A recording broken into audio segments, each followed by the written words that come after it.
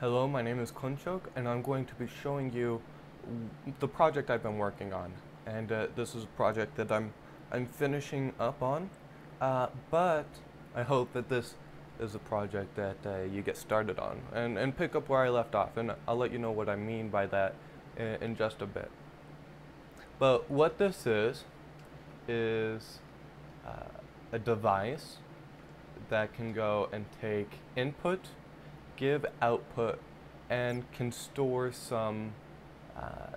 some needed some memory throughout the home or the village or a train station. These are some of the projects that I hope you guys do. I'd like to see if you do make a project out of this. Please post it. Do a video reply if you can. Um, or leave a comment and say this is what I did, and I'll read through them, and I'm really excited to see what you guys come up with. But let's talk about what this does. Um, so here we're looking at the control board, and this is something that I set up so that you can tell what is on and what is off, right? So, for example, let's go over what each of these are. So this is placeholder 1, placeholder 2, placeholder 3, and placeholder 4. This can hold 16 bits. The first bit, though, is 0000, is a buffer bit, and so it won't do anything.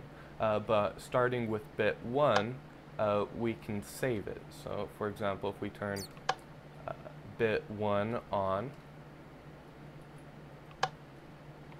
and we send a pulse through, you'll see that it turns on, and I can go and turn it off. And so I think this more or less goes over our control board. So let's move on into the guts of the system. So this layer right here is the input layer.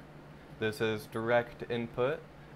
This is input that goes through a debug, or not a debug, a decoder, right? And once it goes through the decoder, then it goes and it saves whatever bit was used. And by the way, I do want to thank Jeb if he goes and sees this video. I think you're awesome, and I love this. This is what made it possible. This right here. But let's continue. Now, here we are. We're looking at input and output, and this works just like the control board. So this is output. If we look, I can go and turn these on or off, and these three turn on, right? And it's going to mimic whatever output I give it. So, pretty exciting stuff. This also works with the control board, so if we take a look, this will turn one on, and in fact it does. And we can turn one off. Cool. A bit of a delay, but it's not too bad. Now, I think that we've gone over, what this is, what it can do.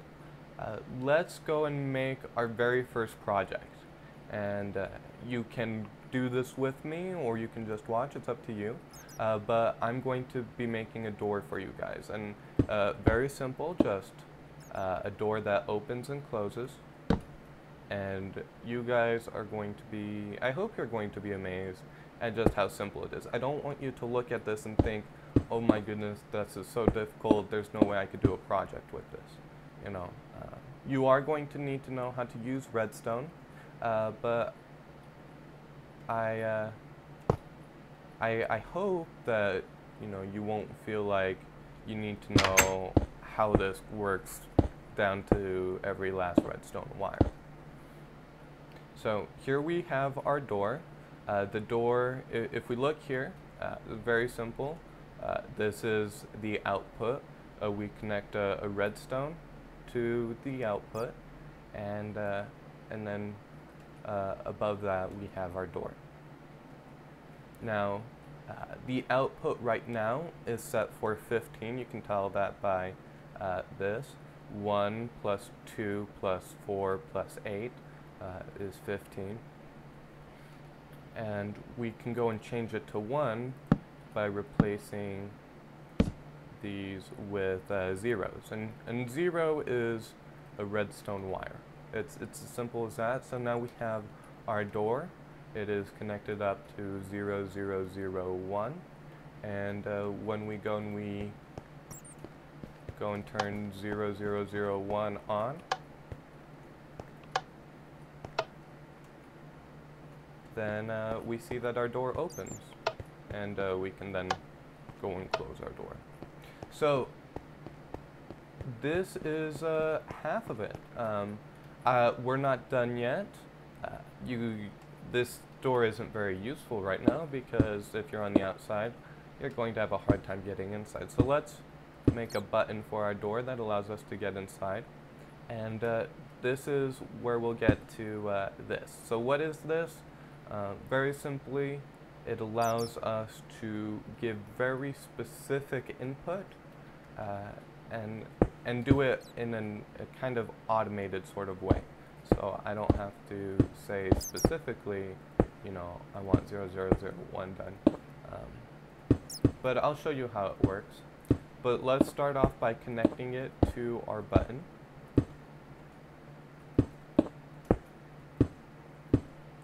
And we do that with, of course I don't have a button right now. Let's put a button in place.